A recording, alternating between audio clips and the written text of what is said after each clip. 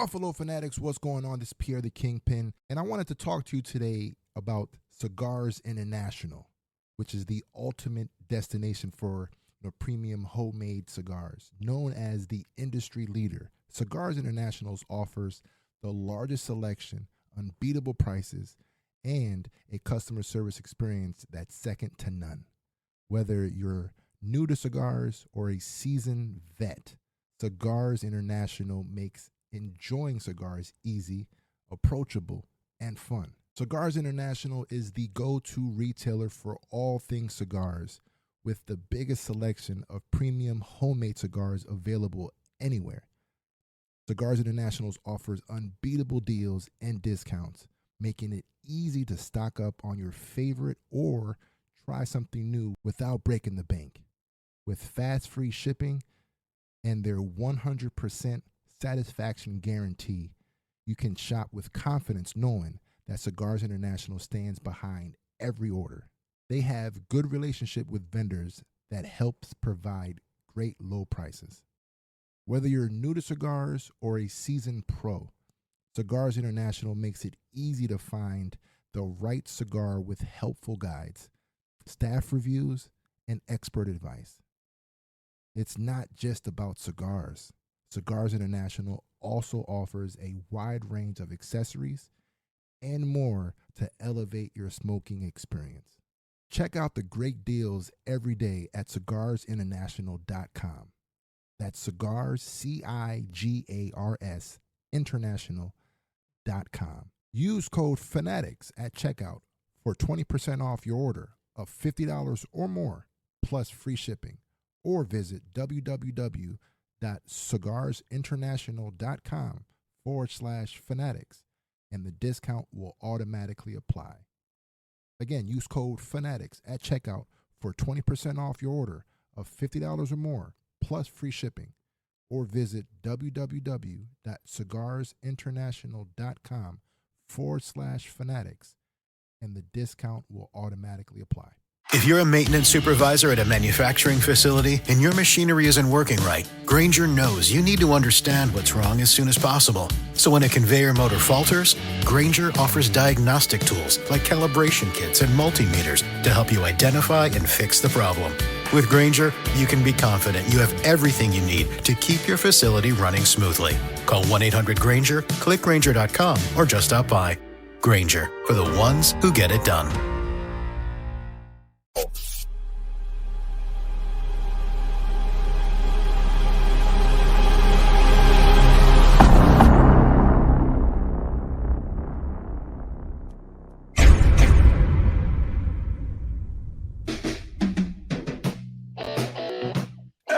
Oh, baby! What is up, Buffalo Fanatics? Z-Bot here with you. Monday night live on the Buffalo Fanatics YouTube channel. It is the smoke break. So good to have you in. Thanks so much for joining.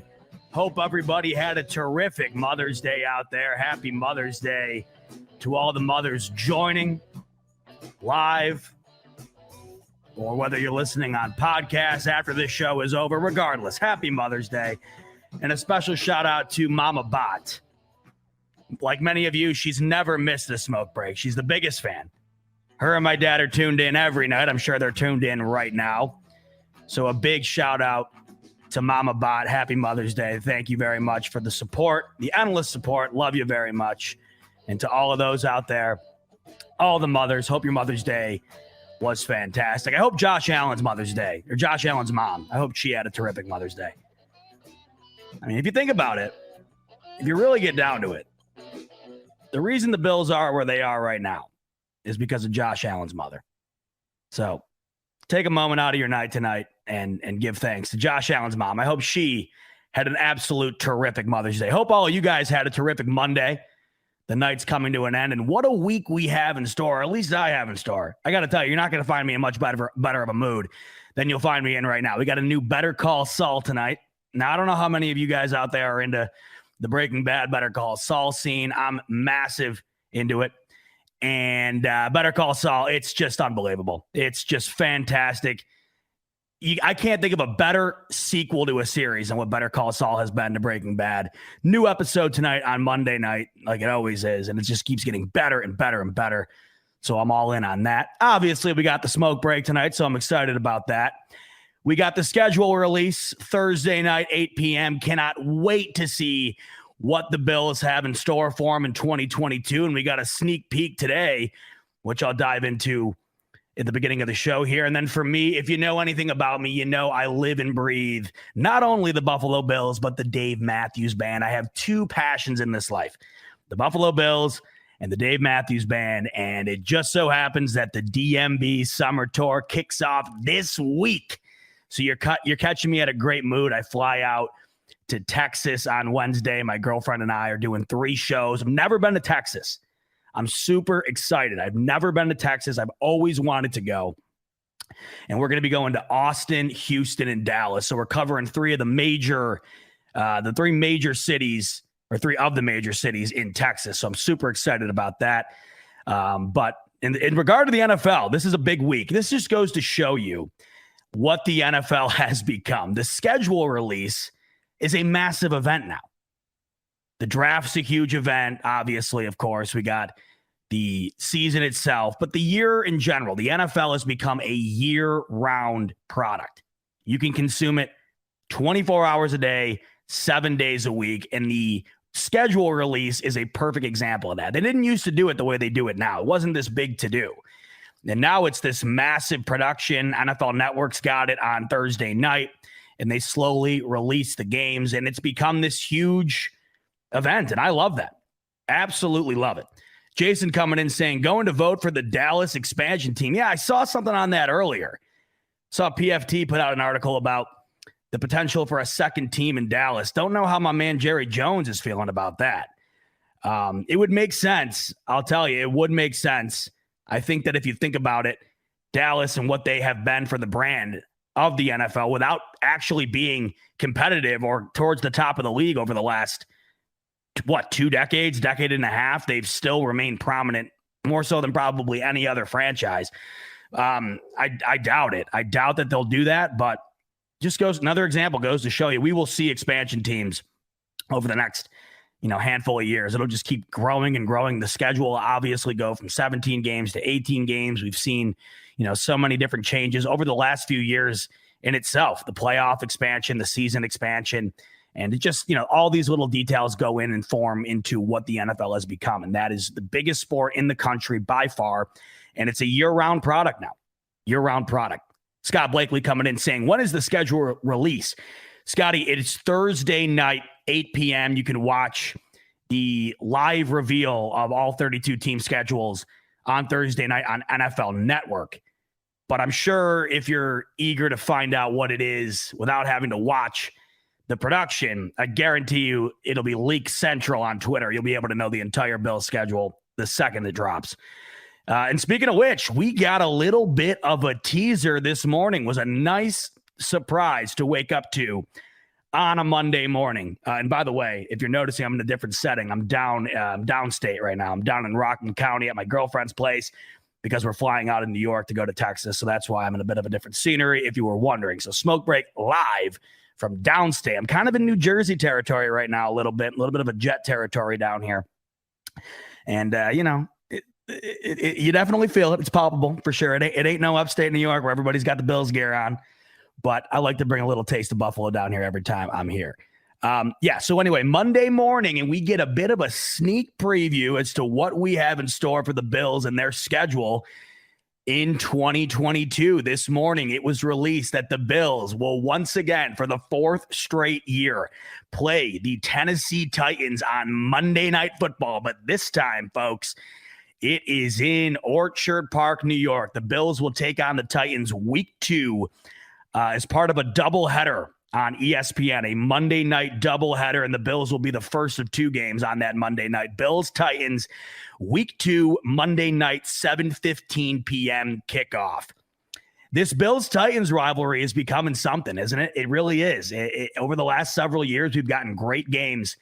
They haven't gone in the Bills' favor, that's for sure. But I've been a part of all of them, except for the one that was during COVID, obviously. That game, I won't even speak on that game. That game was horrendous. But We're talking about Bills Titans. You immediately think primetime football. And I've gone down to the last several Bills Titans games in Tennessee, in Nashville, an experience unlike any other. Last year, an utter heartbreaker. I didn't even speak for like 48 hours after that game. The way it was lost was just earth shattering. But it goes into this rivalry, right? These games have been terrific.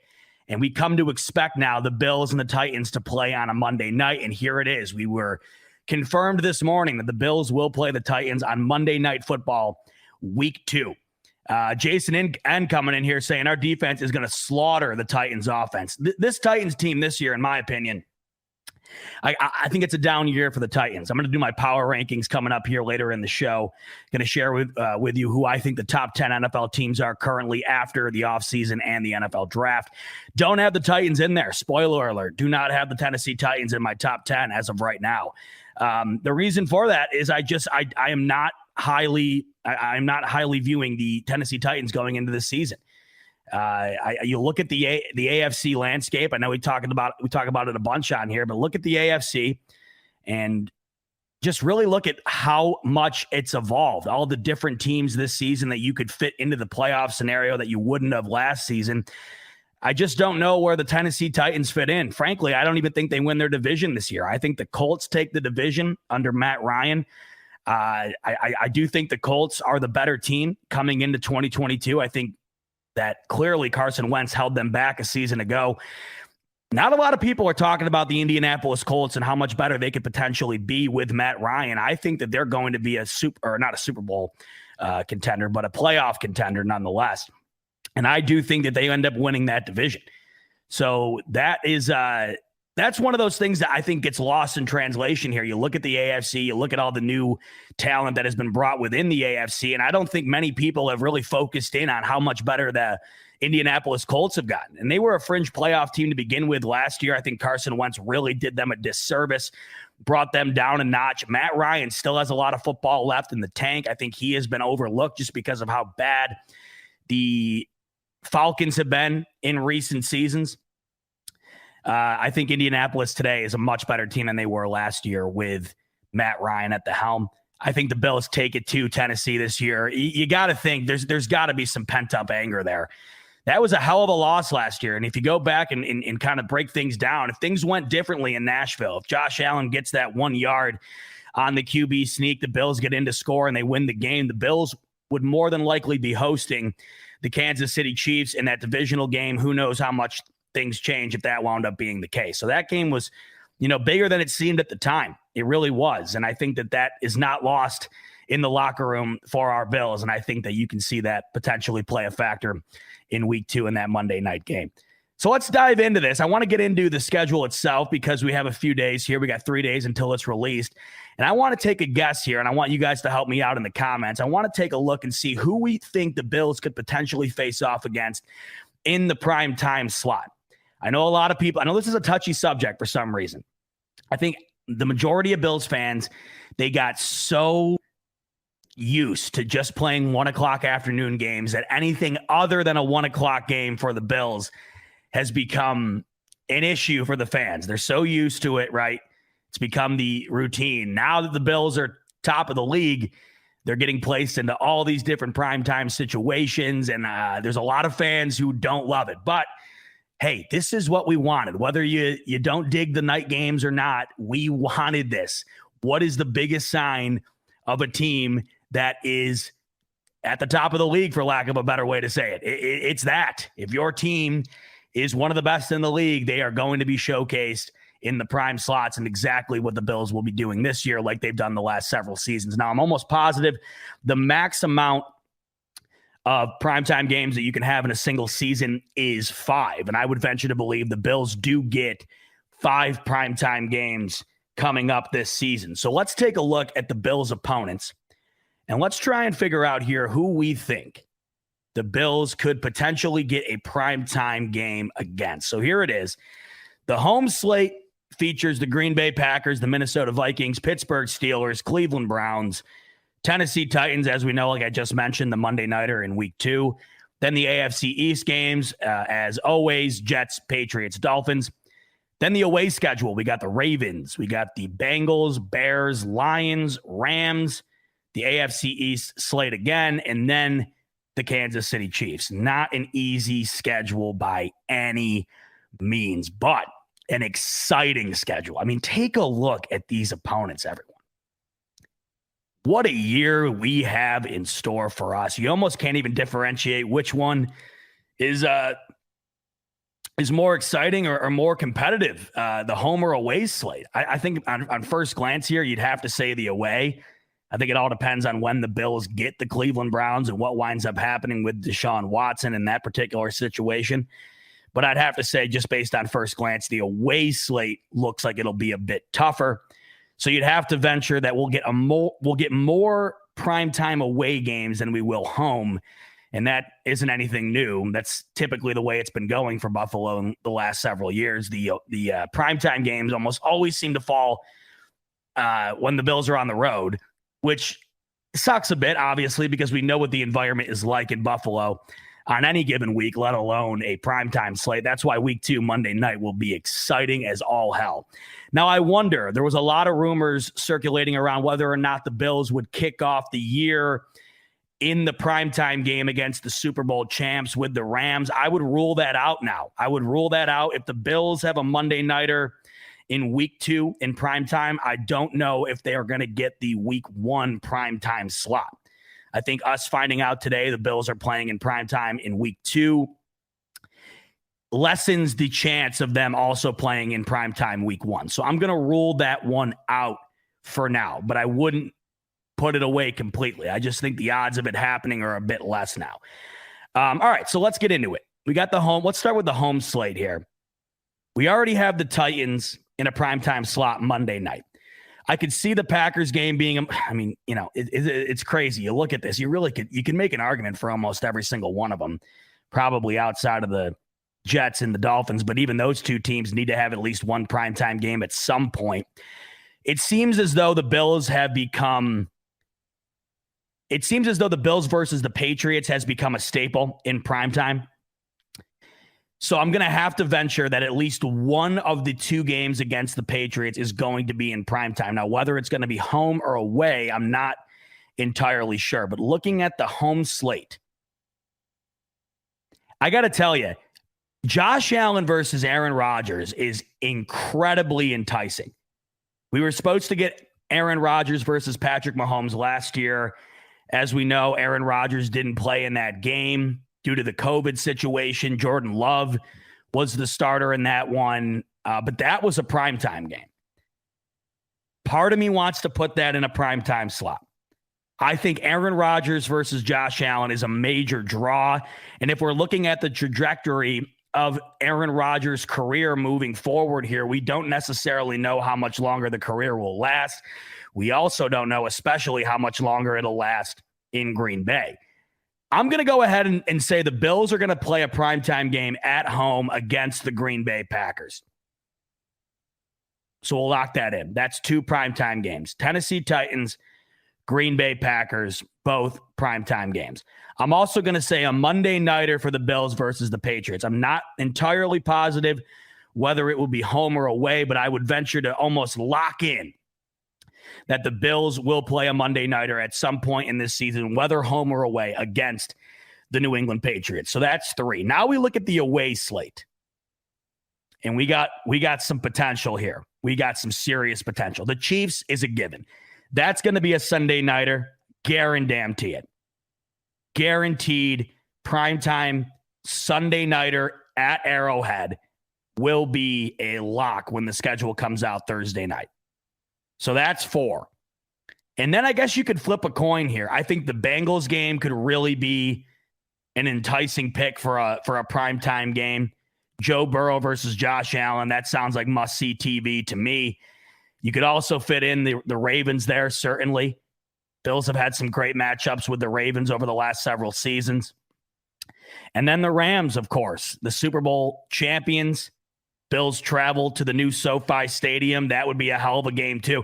I mean, realistically, if you look at the Bills and just who they are, and then you look at this schedule this year, you really could make an argument for like 10 primetime games if you wanted to, but I think 5 is where it's going to max out. If I had to pick, I'd have to say that the Bengals seems like a better draw. I just think that that's two high-flying offenses, two of the best young quarterbacks in the league, two of the best young offenses in the league. That spells primetime matchup to me. So if I had to lock it in right now, I'm saying that here are my primetime guesses for the Bills this 2022 season. Primetime at home against the Packers. Primetime at home against Tennessee, already locked in. Whether it be home or away, I'm going to say Monday night primetime against the New England Patriots. Primetime on the road, Sunday night football against the Kansas City Chiefs. And out of the rest of those away games, I think that the Bengals one seems like the biggest draw. I'm going to go primetime away in Cincinnati against the Bengals. So there are my 5 primetime guesses. And I have to think there's going to be a handful of 4:15 games as well sprinkled in here too. I would have to think that even if, well, this would almost be a guarantee, I would suppose, because it's all the way out on the West Coast. The Bills versus the Rams is guaranteed to at least be a 4:15 game, if not a primetime game. So I would think that at the very least, 1 or 2 4:15 games for the Bills on top of what I would venture to think would be 5 primetime games for the Bills. But we will find out Thursday night, and I'm very, very excited to see what the schedule holds in store for us, not only for these primetime games, but how the schedule pans out. Because if we go back to this, I mean, we've talked about this before, but this is no easy schedule at all. And I really hope that the top of this schedule gets sprinkled around rather. And I also think that Deshaun Watson, if I had a gun in my head, I'm guessing a 6-game suspension.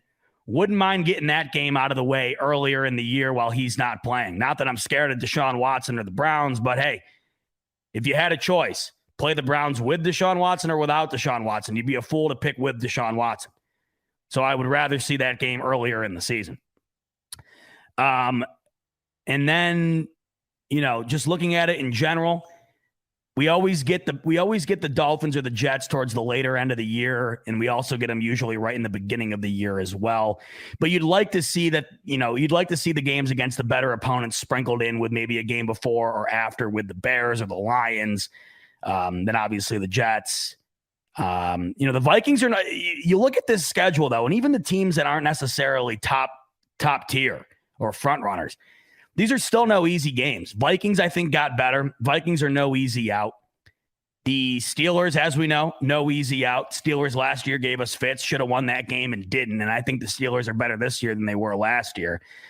Ravens might not be a top 10 team right now, but I mean, how easy we forget how good the Ravens were just a couple seasons ago. Injuries riddled them last year. They're going to be back at least more competent this year than they were last year. And I mean, that's not saying a whole hell of a lot, because they were down and out heavy last year. And, even the weaker opponents you look on here, like Miami, as we know, I'm out on Miami, but still, they've gotten a lot better. I don't think the Bears are the easiest of outs, although the Bills are a much better team than the Bears. The only team you really look on here that you would say guaranteed, like put any dollar amount in the world on it as far as a W is concerned, in my personal opinion, would be the Lions and the 2 games against the Jets. Those would be the 3 games. If I had to bet my entire life on it, those would be the 3. So hopefully we get those sprinkled out amongst the games where we have to face off against the higher end of the NFL. Let's get into some comments here. Check out what you guys are saying on this fine Monday evening. Let's see. Jason N. Diggs is going to have a phenomenal game against Vikings. Watch. That would be something. The reunion of Stephon Diggs against the Vikings. And ironically enough, Case Keenum, the quarterback who threw the ball to Stephon Diggs in the Minneapolis Miracle, is now the backup quarterback to Josh Allen. So there could be a whole gigantic reunion there for Minnesota Vikings fans, a play that obviously no one will forget, especially Minnesota Vikings fans. Hopefully Case Keenum doesn't sniff the field at all this year unless we're taking a knee up 40 points or whatnot. But that's an interesting storyline for sure. But Yeah, I guess I didn't put 2 and 2 together there right off the bat. Stephon Diggs returned to Minnesota, or Minnesota coming to Buffalo, but he will be facing off against his old team. Jason also saying, "Hey Zeba, on Madden 22, 2022 season opener, Chicago Bears." Oh, okay, in Chicago. Thought you were talking about something to do with Madden coming up here. By the way, I'm interested. Madden cover should be released soon. I'm holding out on Josh Allen being on the front of that, by the way. My fingers are crossed. I think that there's never been a better time to have a Bill on the front, obviously. I think Josh Allen has a real good chance to be on the cover of Madden. I would love to see that. My system that I have doesn't even have a game slot. It doesn't even have a disc slot. I'd still buy a copy of the physical disc just to put on my mantle or something. I'd love that. Oh, that's another good point here that Jenna's making. James Cook versus Dalvin Cook. Yes. Little brother duo there with the Bills' new running back, James Cook, against his older brother, Dalvin Cook. Yeah, that's a hell of a storyline. All right. That Vikings game shaping up to be a bit more of a must-see game than I thought it was right off the bat. Okay. Good point, Jenna. I like that. Dirty Randy says, I don't play Madden and I'd buy one. Yeah. I mean, I can't imagine there'd be anybody in Buffalo who wouldn't own a copy of that game, even if they don't play video games, right? Man, oh man. Speaking of Josh Allen potentially being on the cover of Madden, we have finally, and I've spoken on this a lot. I talked about it with the match coming up. Josh Allen, Patrick Mahomes taking on Brady Rogers in the golf tournament there. Josh Allen has become a full-blown celebrity. Full-blown celebrity. He's become bigger than just the Bills and upstate New York. And it's amazing to watch. I love it. This is what we have been waiting for forever. A guy that is worthy of having a TMZ article written about him. A guy that seems to have a camera in his face everywhere he goes. And this past weekend was no different. I'm scrolling Twitter the other day, and what do I see?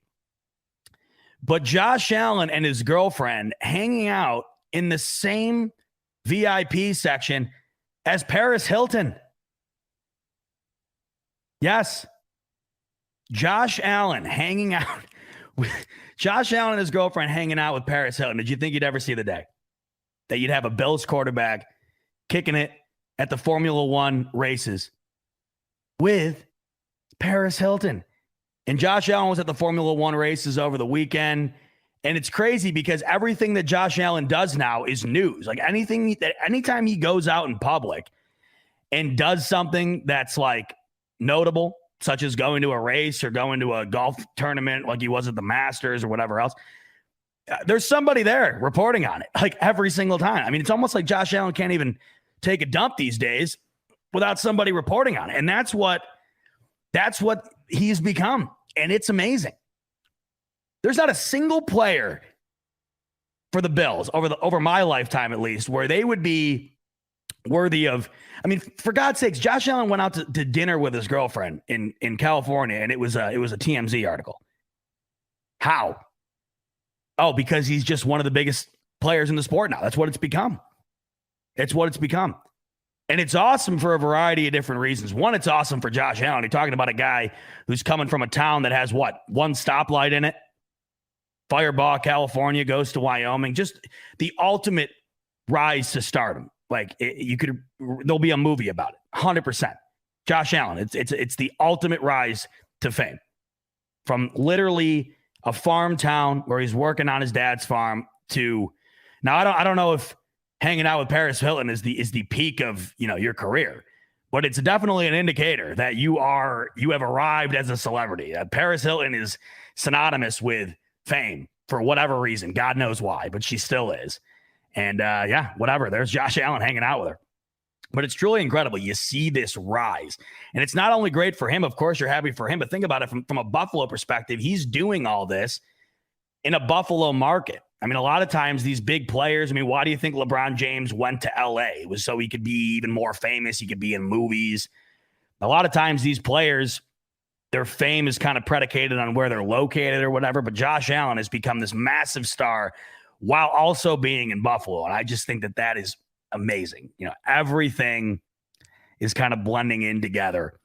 And you're watching the Bills peak and Josh Allen peak all at the same time.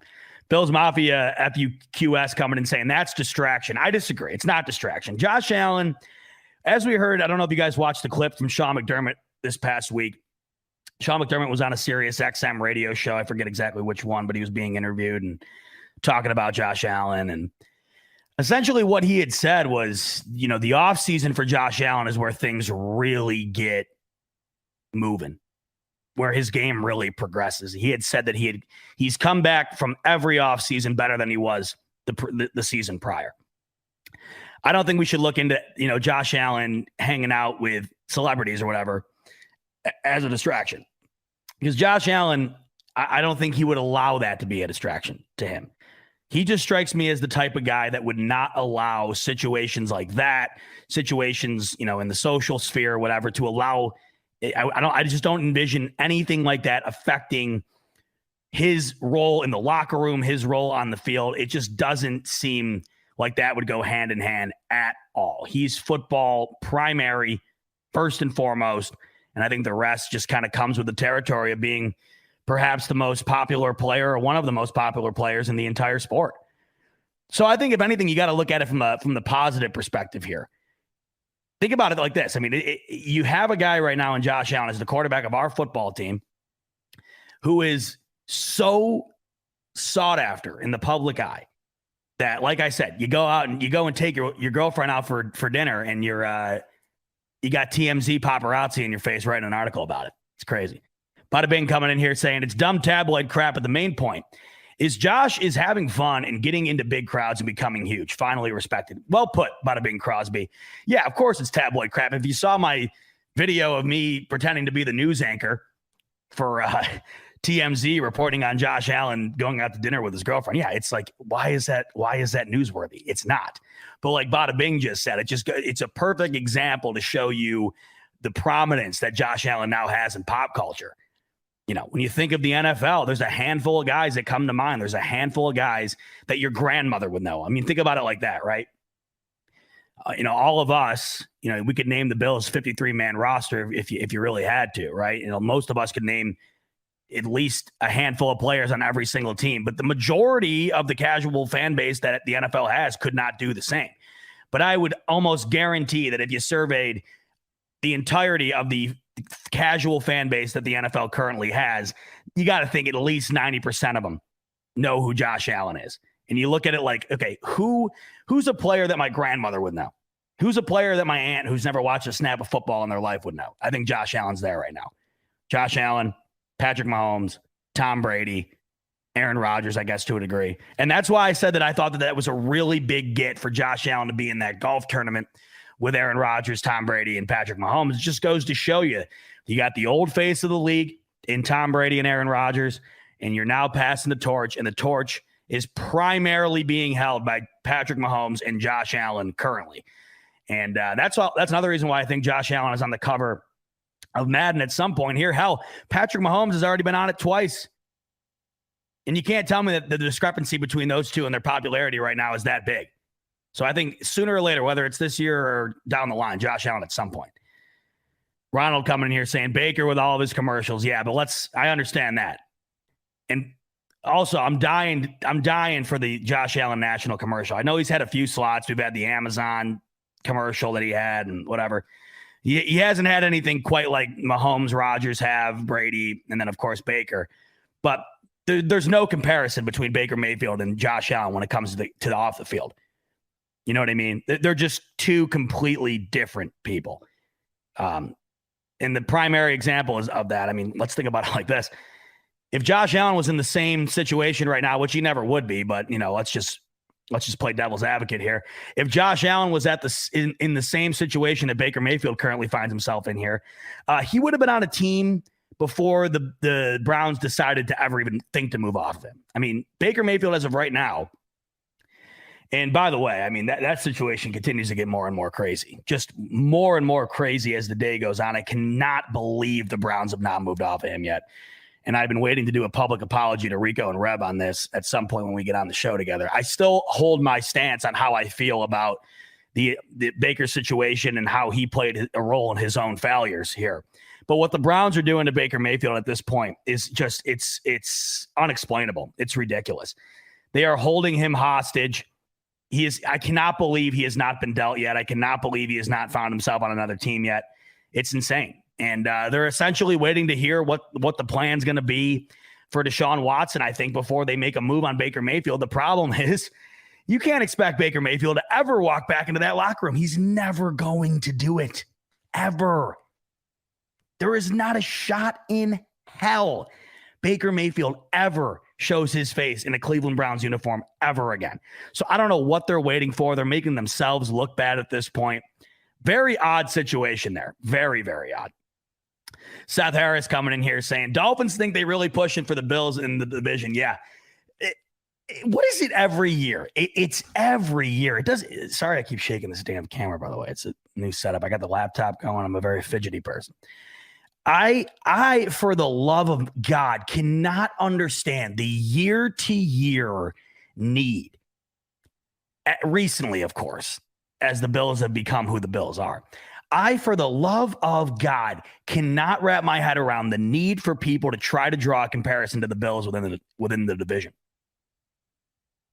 There's no comparison.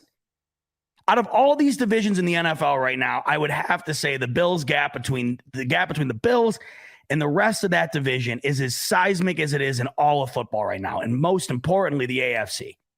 There is not a single other division in the AFC that is less competitive right now than the AFC East is. And the Dolphins are not primed to take over. I mean, give me a break. I don't know how many times on Twitter in the last couple of weeks that I've had to scroll through some dumb post. Are the Dolphins the team that's going to be the threat to the Bills in the AFC East this season? No. The answer is a capital no. And the same can be said for the Patriots and the Jets. There is no team. There is no team that's primed to give the Bills fits at number one. I mean, was anybody saying this about the Patriots and Tom Brady for the 2 decades that they ran that division? No, the answer is a fat no. And we, even as Bills fans, we knew that. We didn't go into the season saying, I'm telling you what, man. Telling you what, this is the year that the Bills are better than the Patriots. Yeah, I know. Yep, we got T.O.'s in town now. Fitzpatrick's a future Hall of Famer. I mean, give me a break. That's just like, even these fan bases are becoming delusional. And it's not like we don't have our own personal experience to back it up on. People act like these Bills fans came out of the woodwork, and I'm sure that there are some bandwagon Bills fans that have come out of nowhere ever since they've gotten good. But 99% of us have been around for this entire journey. And during the time in which it was just so bad, brutal, there was never a time really when you confidently said to somebody, or even yourself, that the Bills were going to compete for the division or be better than the Patriots, whatever. I'm sure there were glimpses of it, when the Bills started 4-0, whenever it was 2011.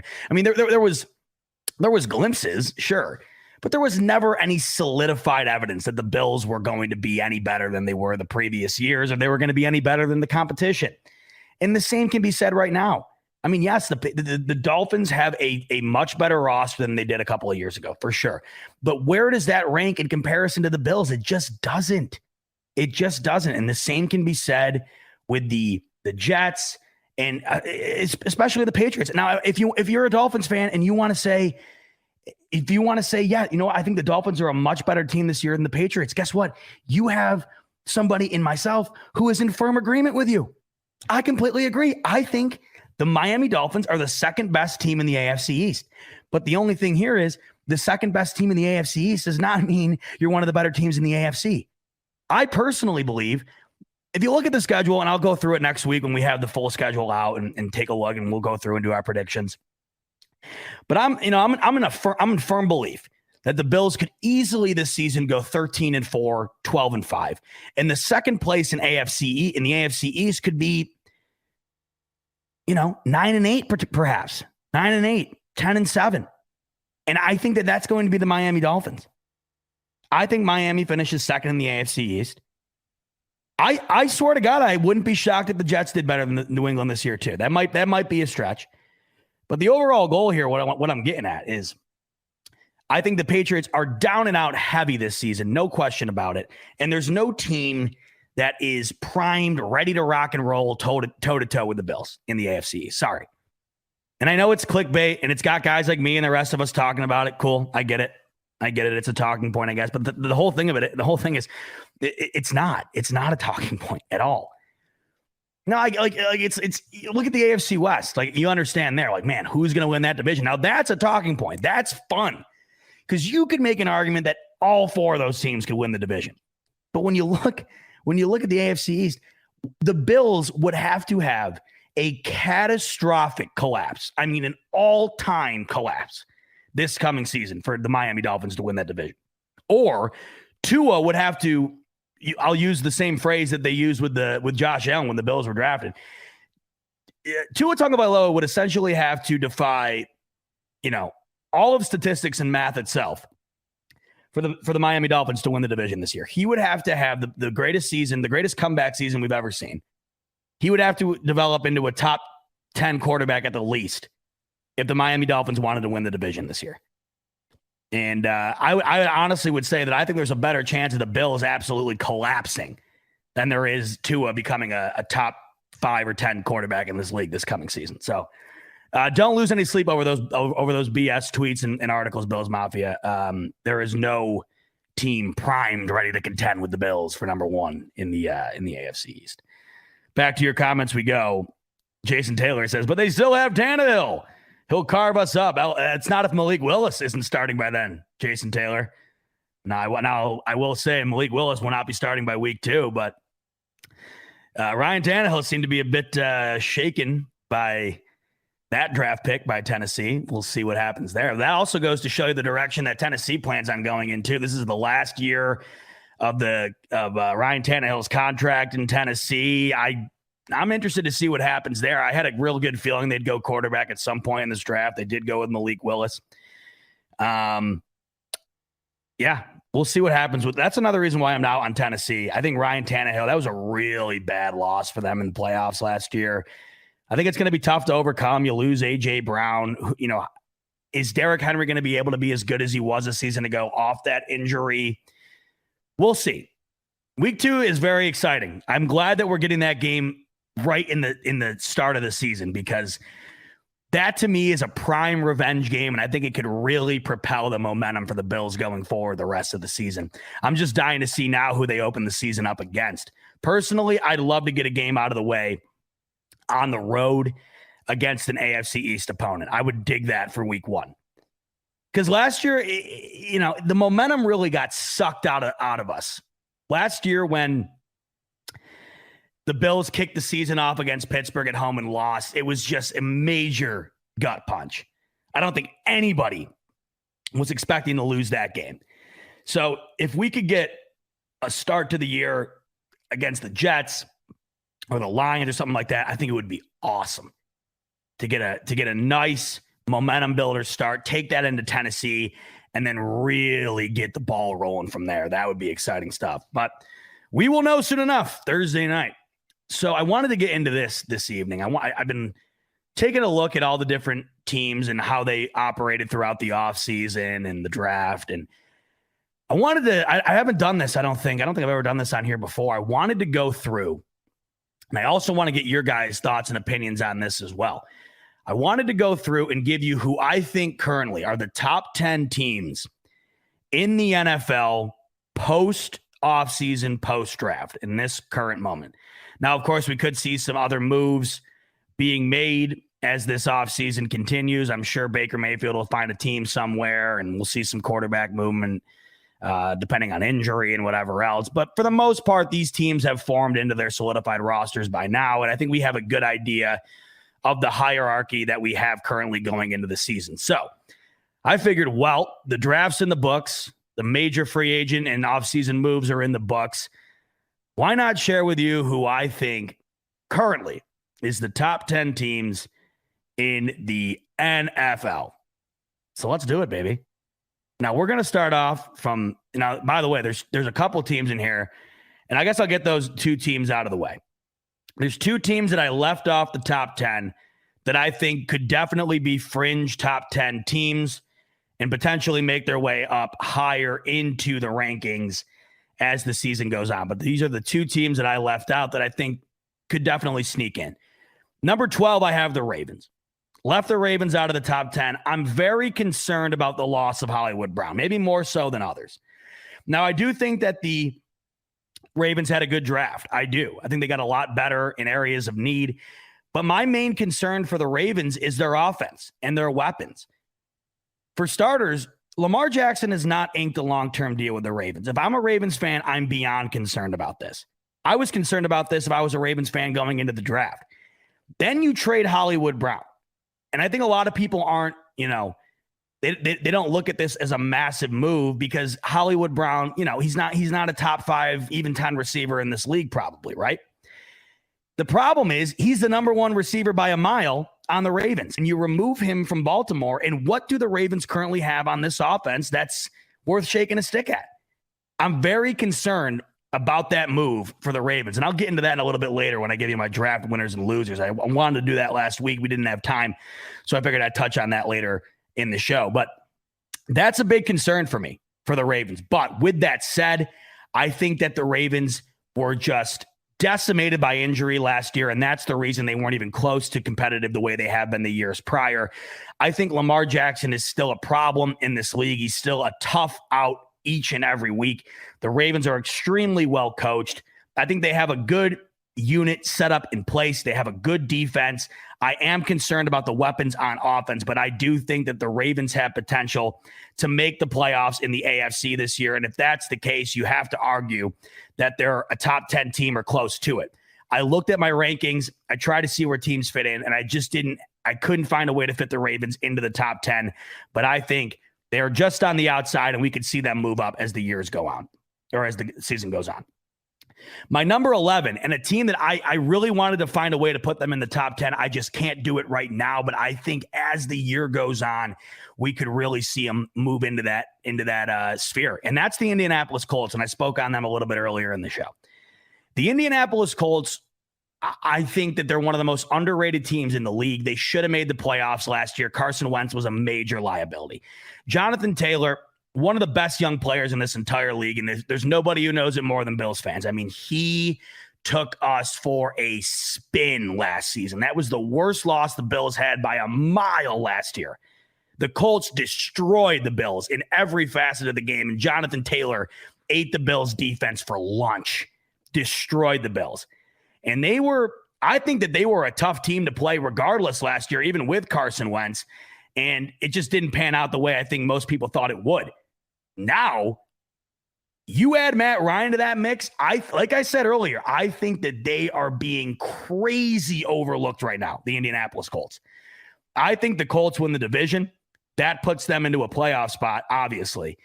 I think that they could be a major problem for AFC teams this year who might look at the top end of the conference and forget there's the Indianapolis Colts with a potential MVP quarterback and a guy who's really looking to revitalize his career after several down seasons in Atlanta. I think a lot of people forget that Matt Ryan is as good as he is just because the Falcons have been down and out the last several seasons, and they've had next to no offensive talent outside of Kyle Pitts recently. I think Matt Ryan immediately makes this Colts team better. I think more than anything, he wants to come in and prove that. And I think he has more to prove than Carson Wentz felt like he did in this past season.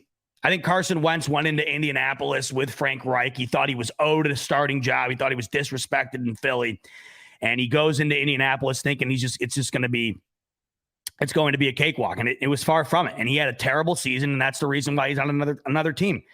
3 different teams in 3 different seasons. So look out for the Indianapolis Colts. I didn't find a way to put them in my top 10 as of right now, but I would definitely keep an eye on them as far as, where they'll wind up taking form throughout this season. I really think the Colts could be a problem coming into 2022. All right, let's get into it. The top 10. Here are the top 10 teams I think currently represent the top of the cream of the crop when it comes to the NFL. And number 10 is the Green Bay Packers. Now, typically, you would think the Green Bay Packers would be way up on the power rankings like they have been throughout the last several seasons. I'm worried about Green Bay. Frankly, the only reason I have Green Bay in the top 10 is because of how weak the NFC is as a whole. I still think, because of how weak the NFC is, Green Bay is probably a top 4 team, top 3 team perhaps in the NFC. But losing Davante Adams was a major, major blow. This team is not going to be the same. It just simply is not going to be the same. But with that said, Green Bay still has Aaron Rodgers. He's still one of the best quarterbacks in the league, coming off double MVPs. I think that more so than anything, this season's a perfect opportunity for Aaron Rodgers to prove that he can get it done in a situation that's not ideal. I mean, this is not an ideal situation for Green Bay whatsoever. But the Packers are still a well-run organization, a well-run franchise in a conference right now that is very, very weak. And I'd be utterly stunned if Green Bay is not towards the top of the conference throughout the season. I'd be even more stunned if they didn't make the playoffs in the NFC. But the reason I have them rounding out the top 10 is because I'm very concerned about the loss of Davante Adams and what that does to this team overall. But simply based on the fact that they have Aaron Rodgers and they are in the NFC, I have them in the top 10 at number 10. Now, this is where it got real difficult. Outside of that, I mean, there are so many different possibilities that you could have in this top 10, and I tried my best to give what I think would be the most accurate. At number 9, I got the Raiders. Now, I think you could argue the Raiders could be higher up in this power ranking. I truly do. The Raiders are one of those teams in the offseason who got dramatically better, in my opinion. And the Raiders last season were a playoff team, and they were one play away from beating a team in the Cincinnati Bengals who made it all the way to the Super Bowl. I think that Derek Carr, speaking of Davante Adams, I think the Packers get worse without Davante Adams. I think the Raiders get infinitely better with Davante Adams. The only reason I don't have the Raiders higher up in this power ranking is because I firmly believe that the talent within the AFC West is so strong that they are still the number 4 team in that division. And being the worst team in your division is going to be very tough to overcome when it comes down to playoff seeding. It's going to be very tough for them to have a winning record in that division just based on who they are playing. But if you look at the grand scheme of things, the Raiders are definitely one of the best rosters in the AFC. They have a great offense at this current moment, and their defense continues to get better and better. I am high on the Raiders. I think they have a chance, like I think anybody in the West has a chance to win the division. I don't foresee it, but I think that division is wide open. But if I had to pick right now out of those 4 rosters, the Raiders have the weakest, but it's not by much. I got the Raiders at 9. It's random Cam coming in saying McDaniels has an ego too. Yeah, that's another thing. It's weird because there's so much that's happening this offseason. You almost forget that McDaniels is now the head coach of the Raiders. With all the craziness that happened in Las Vegas over the last season, that seems to be another one of those forgotten topics where Josh McDaniels is now the head coach. And I know that he's had a very shaky past when it comes to being a head coach. Really weird time in Denver. He left Indianapolis at the altar. I'm very interested to see how that goes, but I think McDaniels has a hell of a roster to work with right now. He is a hell of a coach. Can he make it work at the head coach position? We will see. But there is a lot of promise right now in Las Vegas, and for that reason, I have the Raiders at number 9. At number 8, I have the 49ers. I think the 49ers right now are probably the 3rd best team in the NFC outside of the 2 most notable who will be making their appearance later on in this power ranking. The 49ers are just one of those teams. You don't necessarily know why, but for some reason, they're just good. I mean, there's no other way to put it. The 49ers, when you rank up their roster compared to others in the league, it might not jump out at you, right? And I have no idea currently what they're doing at the quarterback position. Jimmy Garoppolo goes and gets the surgery on his shoulder this offseason, really puts the 49ers in a corner. What are they going to do? Are they going to move forward with Trey Lance? The rumors coming out this past season that, or not this past season, this past week, that the 49ers are approaching the point of being regretful over the pick for Trey Lance. He's not nearly as good as they thought he was going to be. Those are elements of concern that I have for the 49ers. I don't know what the plan is with Jimmy Garoppolo and Trey Lance. How much longer can you hold on to Jimmy Garoppolo and do either side of this situation any service or any benefit? Jimmy Garoppolo is getting screwed more and more by the day as he doesn't find himself on a new team. I think the 49ers continue to screw themselves because their fan base is awfully confused. Their roster is awfully confused. Who the hell is our starting quarterback? I don't think anybody knows right now in San Francisco. But you look at the Niners last year, almost nobody talked about them the entire season. Next thing you know, you blink and they're in the NFC Championship. They beat Aaron Rodgers on the road. And when I said earlier, there's no real way to define them other than they're just good. They went into Green Bay and they played the most ugly style of football you've ever seen, and they got the win. They just find ways to get it done. They just find ways to be a pain in your ass. And in a really weak NFC and in a division now where I think things definitely got weaker, you look at Seattle's situation, they're lucky they win 4 or 5 games this season. I look at the 49ers situation. I love their coaching staff. I think they have a really solid system on defense. They're going to keep Deebo Samuel. They're not going to let him go anywhere. He's one of the better players in the league. The quarterback situation concerns me, but I trust Kyle Shanahan. This team always finds a way to be right there, and I think this year is no exception. I got the 49ers at number 8. Number 7, Cincinnati Bengals. I think last year for Cincinnati was a dream run. One that I don't think will be duplicated maybe ever again. Before I get more into this, I got Scotty coming in here with a super chat. I like to make sure I'm on top of these super chats. Scotty, I appreciate you, man. Scotty says, Z-Bot, I don't know if you heard this, but the Dolphins just signed Sony Michel. I don't know what the details of the contract is, but it's breaking news. All right. Well, Scotty coming in with breaking news, which I appreciate. I love that. Let's take a look here. Dolphins, Sony Michel. And there it is. Thank you, Scotty. As of an hour ago, the Dolphins signed former first-round running back Sony Michel. I'm telling you, this is where I'll give the Dolphins credit. I still don't think that they've come close to the Bills roster or when it comes to competitiveness. I still think that any argument to try and place them towards the top of the AFC East, or when I say that, I mean as far as the number one team in the AFC East, I think it's preposterous. But it's moves like this that they've done all offseason that I will tip my cap to when it comes to Miami, because they have really done a great job of trying their best to become competitive. And like I've said multiple times, you can't say the same for New England. You just can't. And this running back room is now loaded. You got Chase Edmonds, you got Mostert, and you got Myles Gaskin. And now you're going to add Sony Michel. Now, right there, what does that tell you, by the way? You got the acquisition of Tyreek Hill, the best, short slant receiver in the league. And now you have one of the most loaded running back rooms in the league. What does that tell you? The trust in Tua Tagovailoa is almost non-existent. So, yeah, you can load up this running back room as much as you want. They got some big names in that running back room. You get Tyreek Hill, an absolute monster when it comes to catching the ball right off the line of scrimmage. Yeah, that's all well and good.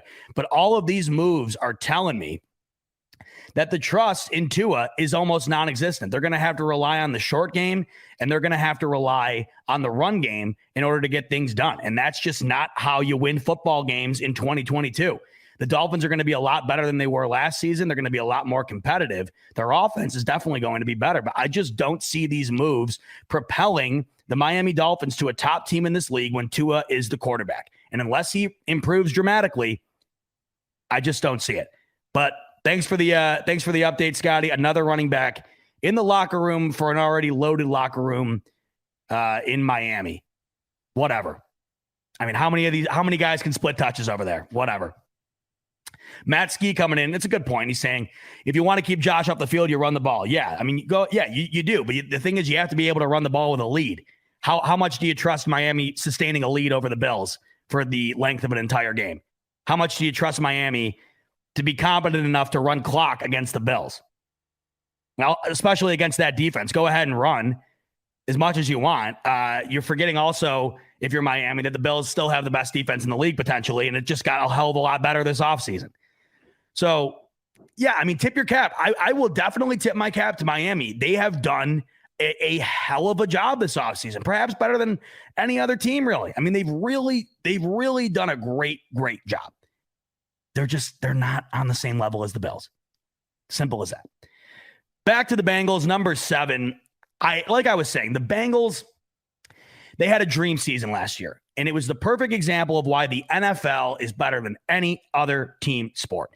Because there's no other team sport where you could be the worst team in the league a season prior or one of, and the following season find yourself in the Super Bowl. That's what makes the NFL so great. The parity is better than any other major league. The Bengals have an incredible offensive roster, and their defense continues to get better. They address situations like that in the offseason. They also got a lot better on the offensive line this offseason, which I think was by far their biggest weakness throughout the year last year. As we know, I mean, their offensive line was brutal. Joe Burrow was getting hit before he even took the snap half the time, and they still were able to find a way to the Super Bowl. The reason I have them at number 7 is I just don't know if last year can be repeated from Cincinnati. I mean, they had a dream run. They just couldn't lose when it came to the postseason. I think their offense is extraordinary. I think it's one of the best in the league. They have some of the best wide receiver talent in the league. Joe Burrow is right up there as far as the top quarterbacks are concerned. The division is incredibly tough. The conference is incredibly tough. And the way things were laid out for Cincinnati last year, it was just a perfect run. It was a perfect run. I don't know if I see Cincinnati being able to duplicate that again this season. I don't think they're going to be able to match the level that they got to last year. But they are still one of the best offenses in this league. And I'm extremely excited for the Bills to battle them, because that is going to be about as high-powered of an offensive battle as you're going to find the entire season coming up here. I think the Cincinnati Bengals are definitely one of the best teams in the AFC. I just think that there's other teams that got better this offseason, and because of that, I have them at 7, but they are still a playoff team, in my opinion. I just don't know if we see them get to the same level that they were at a season ago. Here's where it gets really tough for me, and I had a tough time differentiating these next few teams, but I'm going to start here at number 6, and it's the Denver Broncos. There's probably no team in the entire league that got as good or that got as better as they did in the offseason than the Denver Broncos. I mean, they really went all in, and you look no further than the acquisition of Russell Wilson. Russell Wilson coming into this Denver Broncos team immediately makes them a powerhouse contender. Russell Wilson, one of the best quarterbacks in this league. Denver has been looking for a replacement at that position since Peyton Manning hung up the cleats. And they said, screw it. We're going to put all of our chips in the table, do whatever we got to do to get our franchise guy. And they did just that. And here we are. The Broncos go from one of the weaker teams in the league last season to a team led by Russell Wilson that I think is a prominent Super Bowl contender this season. If not Super Bowl contender, definitely AFC West contender, definitely playoff contender. I think that they're right there. I think that they're going to be a major problem for any team that faces them. And you look at the other teams that have played this formula. It's essentially been roadmapped by the Buccaneers and the Rams. And those just so happen to be the two teams that are the most recent Super Bowl champions. They go out, they load the roster up, and they get a proven quarterback, a proven veteran quarterback who's one of the better players in the league, and it's worked out spectacular. I can't imagine it doesn't work out the same for the Denver Broncos, and I got them at number 6. But the one team in the division, or there's two teams rather, but the one team in the division that I think is slightly better right now is the LA Chargers. The LA Chargers, this is a make or break year. And if you look at their roster, it is one of the best in all of football. This is the year for Brandon Staley and the LA Chargers. I don't know how you could possibly not make the playoffs this season if you're the Chargers with this roster. They continue to get better and better and better, and they really went all in this past offseason. And I look at Justin Herbert, and I got to think that you have got to cash in on this rookie deal with Justin Herbert. And the time is running out on that. And what they did this offseason in order to make this team better, I think finally puts them into a position to where they can take that next step. And I think they are just a notch below the Kansas City Chiefs right now when it comes to the AFC West. And I wouldn't be stunned if the Chargers really gave both Denver and Kansas City fits when it comes to winning that division. The acquisition of Khalil Mack, I think, was huge. You pair him up with Bosa, and they have a terrific front line in a stacked offensive conference. Re-signed Mike Williams. They also got J.C. Jackson, I believe, in the backfield, if I'm not mistaken, to add to that defense. So I just look at Kansas City overall. Yes, J.C. Jackson did sign with the Chargers. So they made some incredible moves in this offseason. I think that they were a team last year that was just on the outside. They lost several games close, bad management on fourth down, but that's the one thing I do like about Brandon Staley and the Chargers. They are aggressive. They are definitely aggressive at a team that is going to go for the win every single opportunity they have. They're not going to sit on their hands. They're very aggressive. And you have to be in this AFC right now, and you have to be in that division. So Chargers right now, I think, are going to be the most improved team out of any team from last season, and I got them at number 5. Now we get into the top 4, and here's where you really start to see the Super Bowl contenders starting to make form. And I'm going to kick off the top 4 with the Tampa Bay Bucks. The Tampa Bay Buccaneers are going to walk to an NFC championship. There's no debate. I mean, this NFC is beyond weak. It's incredibly weak. They still have the majority of the same roster that they had during the Super Bowl run. Tom Brady, of course, comes back. And the reason he comes back is because he looks at the landscape right now and he says to himself, there's no way we don't make the NFC championship at the very least the way that this conference is looking right now. Tampa Bay is still about as good as it gets in this league as far as roster is concerned. Tom Brady has not shown any signs of decline whatsoever. I personally don't think this is his last year, but if it winds up being so, there's no way that he doesn't know it, and he's going to come into this season with a lot to prove because he was supposed to be retired, and now he's not. And everybody's looking at Tom Brady to once again be who Tom Brady has showed himself to be year in and year out. So that, to me, I don't think there's really not a whole hell of a lot you have to put into this when it comes to explaining why the Tampa Bay Buccaneers are one of the best teams in the league. I just think right now that there's 3 teams that if they faced off against them are just as equally matched up with them, if not better, that I would personally take. But like I said, this top 4, it's really a roll of the dice. You could shuffle it any way you want. I have the Bucs at 4, but you could really find a way to put them anywhere within this top 4. Tampa Bay, definitely one of the best teams in all of the NFL.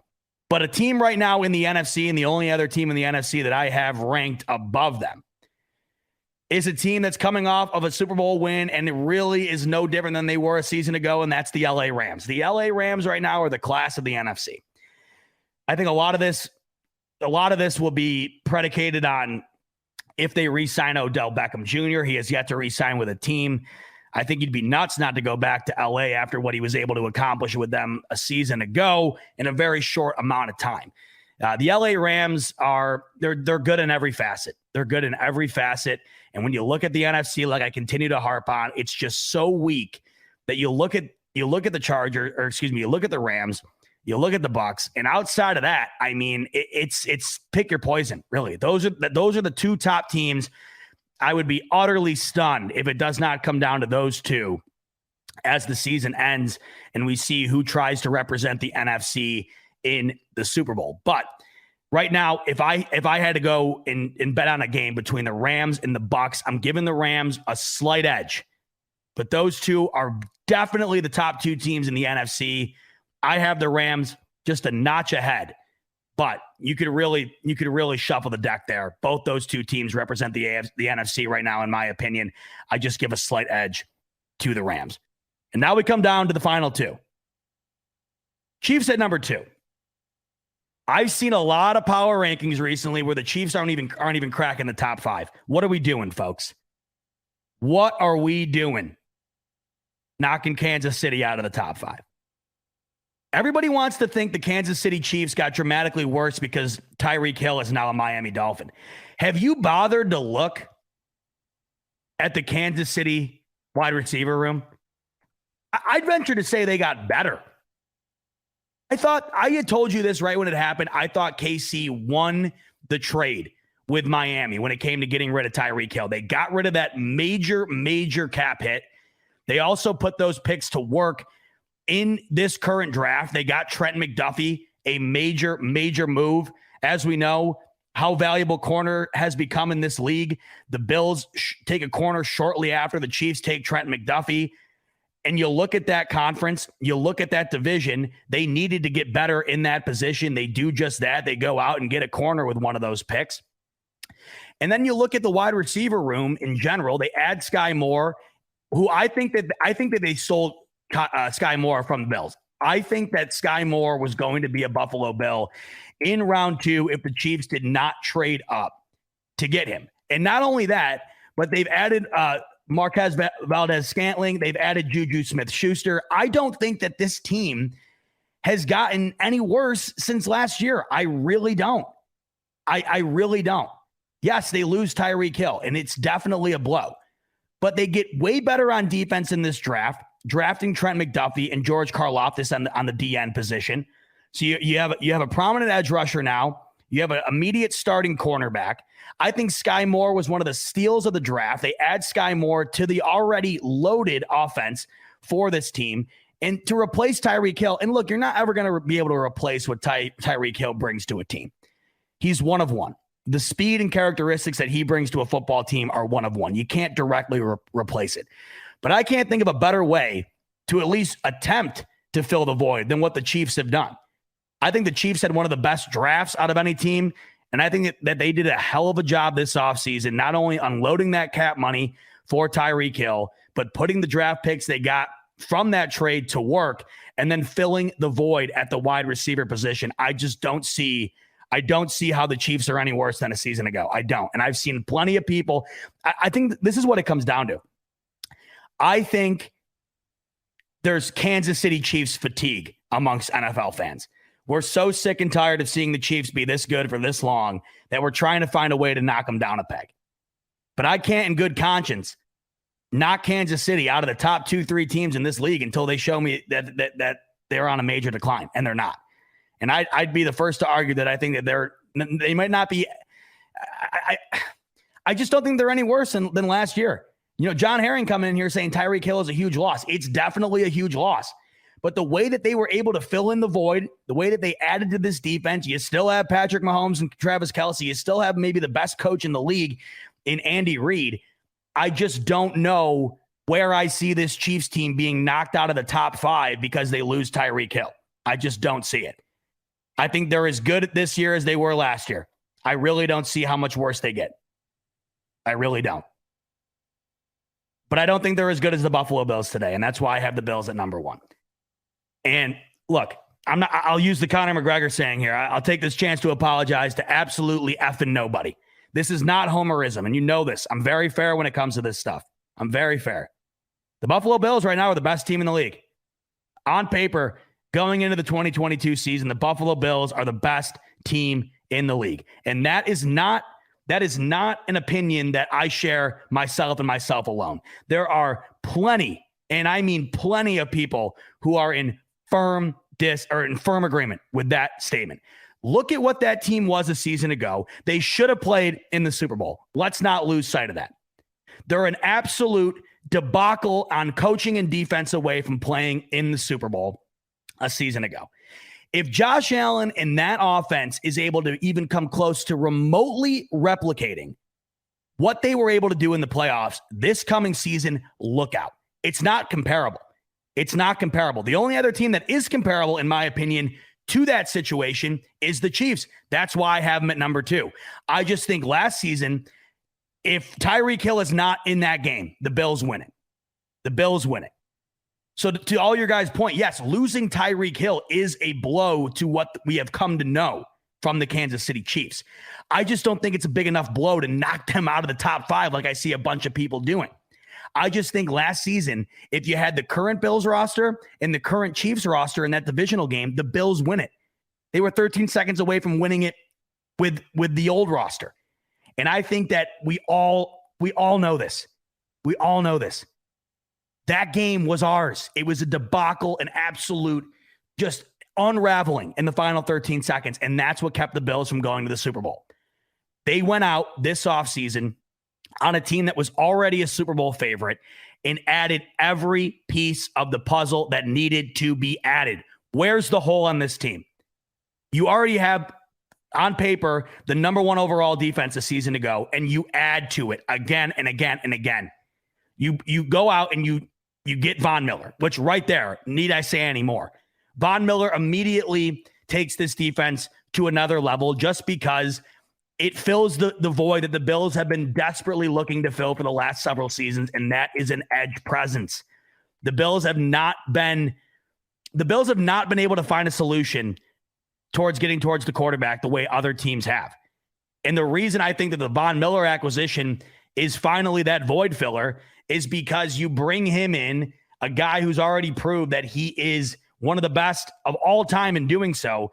But not only that, you add him to a bunch of young guys in Rousseau, and you fill in the blank, really. You add him to a young front on this defense who I think learns under Von Miller and automatically gets a lot better because Von Miller is surrounded by those young guys. And I just think Von Miller in general automatically boosts this team to another level on defense. You also get an immediate starter at the cornerback position in Kaiir Elam.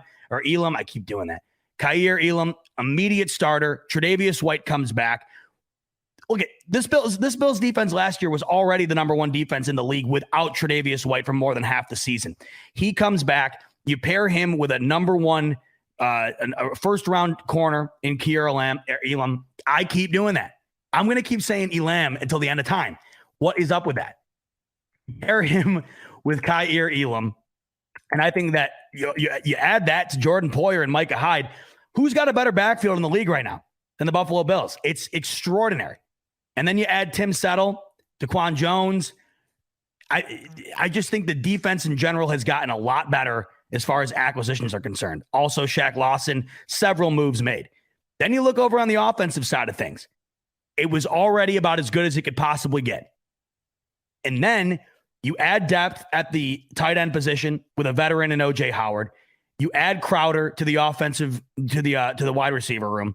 You go out and you get a potential rotational player, I think, on the offensive side of things, with blanking on the name, of course. Khalil Shakir. My bad. I think Shakir will find his way into the movement within this offensive roster at the wide receiver position. And then you add James Cook, and who knows how that elevates this offense as well. I think he's going to get plenty of touches being rotated in with Devin Singletary. I also think that we're going to see Gabriel Davis take things to another level this coming season. I think he has finally shown himself to be the solidified wide receiver 2 on this roster. You add that with Stephon Diggs, and I think if Gabriel Davis shows us what he's capable of like he did last season, I think he has a monster year. And everybody forgets too, Dawson Knox tied for the league lead last year in touchdowns at the tight end position. I think he only gets better too. And Josh Allen, as we've seen, only improves year after year after year. So yeah, you could call me a homer. You could say, yeah, of course you put the Bills at 1. But when you really break it down, the Bills are the best team in the league. And if you don't have them at number 1, fine. But there's no way you don't have them in your top 4. And the way I look at things right now, I just think that not only are the Bills primed and ready to roll on both sides of the ball, as well as the kicking game when it comes to their roster, but it also, doesn't it feel like they've gotten the monkey off their back in a variety of different ways? I think that they've gotten the heartbreaking losses out of the way. The Chiefs did the same thing. The Chiefs had that heartbreaking L against the Patriots. And what did they do the following season? Come back, win the Super Bowl. I think the Bills got that heartbreaking L out of the way. They've learned from it. They get better in the offseason. Here we go. To me, this is the year for the Buffalo Bills. This is the year. It's just a matter of, can they take advantage and can they get it done? And can they avoid self-inflicted mistakes, which I think cost them last season in the playoffs? We will see. It's Random Cam saying, but every time McDermott's played Fat Andy, when it's really mattered, he's gotten beat one way or another. And that's why I think this is the year. You've gotten those losses out of the way. You've gotten 2 playoff losses to the Chiefs out of the way. And I think that you finally learn your lesson from that coming into this season.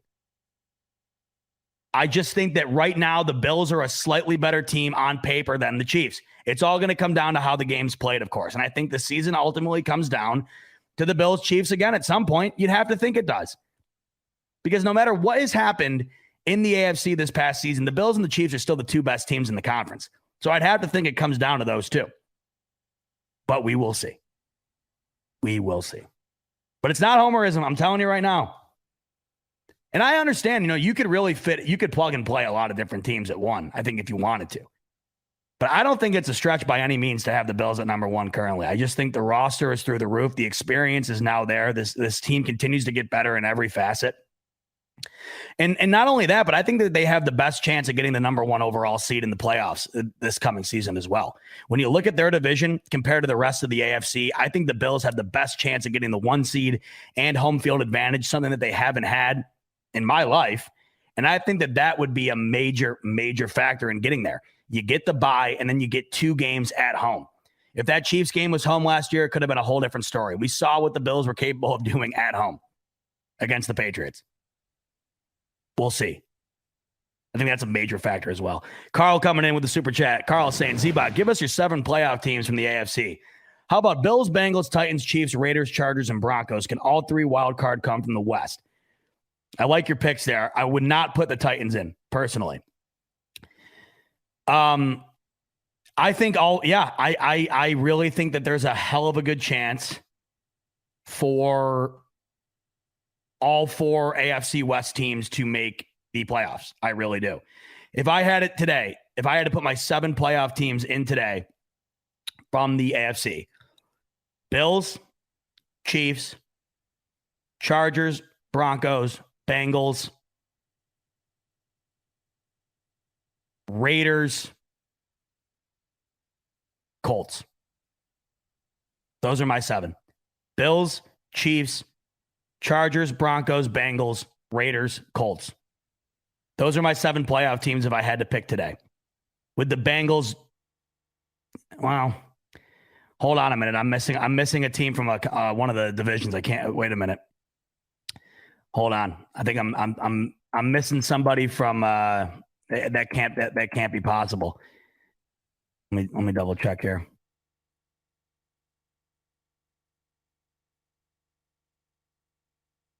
Yep. Wait. Nope. Never mind. No, I'm good. I thought I was missing somebody from the AFC North, but I'm not. I got the Bengals in. Yep. Those are my 7. The AFC North, though, there's so many factors, though. There's so many factors. I think a lot of it comes down to Deshaun Watson's situation when it comes to the North and the Browns circumstance. Also, you have to wonder, too, in the AFC West, if one of those teams is just going to be so gobbled up by the competition surrounding themselves within the division, like the Bills Mafia FUQS keeps is saying right here. Can't be all 4 in a division. Pretty unlikely. I know it is unlikely, but the talent that we are seeing in this division as well is also incredibly unlikely compared to anything we've seen in the past. If I had to swap out one of those teams from the West, because I understand what you're saying completely, it's going to be really tough. If I had to swap one of those out, I'd probably swap the Raiders out and put the Ravens in if I had to swap a team out. But it's so hard for me to look at the AFC West and not think all 4 find a way in somehow. That's how good they are. It's crazy. It really is crazy. Like, you look at that division and how could you confidently rule one of those teams out? I know J-Dub coming in here saying, but the records won't allow it. They're going to eat each other up. That's why, to me, it all comes down to how it plays out within the division and then how it ultimately plays out outside of the division. If they all wind up going toe-to-toe all year and there's one that really doesn't separate themselves, like if they all really split wins, but say one team like the Chiefs, say the Chiefs go 4-2 and the rest of them go 3-3 or something like that. I don't know. I look at those 4 teams and it's so hard for me to rule one of them out. Nathan coming in here saying Colts, Ravens, Browns. Yeah, I think the Ravens would be the one I have in if one of those AFC West teams goes out. For me, the Browns, I can't predict anything that's going on with the Browns right now until I find out what's going on with Deshaun Watson. And then the Colts, yes, I have the Colts in. I think the Colts win their division. So there's a lot of factors at play here. I think I'm going to have to wait. I'm probably going to have to wait on my playoff predictions, preseason playoff predictions, until we find out what's going on with Deshaun Watson and the Browns, because that's a major fork in the formula here. If Deshaun Watson's playing a full season with the Browns, or if he's not playing a season at all, that's a major factor. That's a major factor. So we'll table that one until the season gets closer. But definitely a variety of those teams. I'll leave it at this, I guess. I would say Bills, Chiefs, 100%. I think the Bills are the 1 seed. Then I would say at least I would say at least 3 teams, including the Chiefs, from the West. I got the Colts winning the division. I got the Bengals winning their division. The 7th team, I guess, is up for grabs. It could either be one of the other teams from the AFC West, or it could potentially be the Browns, depending on Deshaun Watson's situation. I would say if there's another team that makes the playoffs outside of the West, I think it comes from the North. I could see all 4 of those teams making the playoffs, including the Steelers. I really could. But I think it really all comes down to what Deshaun Watson's situation is currently in Cleveland. So we'll see. All right. Hour and a half in the books. It was so good to spend it with you this evening. Next week, Monday night, I'll be back with you. Monday, 8 p.m. Eastern, as I always am, right here on the Buffalo Fanatics YouTube channel. And Monday night, this time next week, I will have the schedule for you. As I told you earlier, it comes out Thursday night, 8 p.m. So be on the lookout for that. And next Monday, I will spend a good portion of the show breaking down that schedule, taking a look at where we play, when we play, and how it all winds up taking form and what that could mean for the year. So I'll see you then. Enjoy the rest of the week. I'm about to go watch Better Call Saul, baby. I hope it's a good one, but it always is. I'm off to Texas this week, by the way. So if you follow me on Twitter, I'll keep you updated on there. I'm really hoping to do a tour of Jerry World. My dad did it last year, and it looked amazing. I've always wanted to get myself up into that stadium because it's just like, Jerry World is, it's like the Mecca. So I definitely hope to go and do that. And if I do, I'll make sure to update you on all of that. Yeah, we'll add that to the show next Monday. I'll come back from Texas. I'll give you all my updates on Texas. I'm definitely looking to incorporate some football stuff in there. I'm going to the University of Texas at Austin, so I'll be looking at their football facilities. I always find a way to incorporate football in a little bit of everything I do. So next Monday, I'll have the Texas recap for you, and I'll also have the schedule talk for you, which I can't wait. And Rico coming in here at the end saying, Z-Bot, make room for me at your place. Give me a sofa or a couch or something. I know people right now don't know what Rico's talking about, but let me just tell you, come the end of the month, baby, I cannot wait to show you what we got coming your way from the Buffalo Fanatics. And if Rico can find a way to get his ass from Canada up to Buffalo, it's going to be 10 times better. But I promise you, I don't want to promise. I can't put words into Rico's mouth, but I'm really pushing for Rico to be a part of what I'm talking about right now with me. At the end of this month, we have some major stuff coming your way. I cannot wait to share it. And Rico, the couch is ready for you, baby. That's all I'll say. Till next Monday, I'm Z-Bot. Enjoy the rest of your week. Enjoy the schedule release. I'll see you this time next week. And as always, go Bills.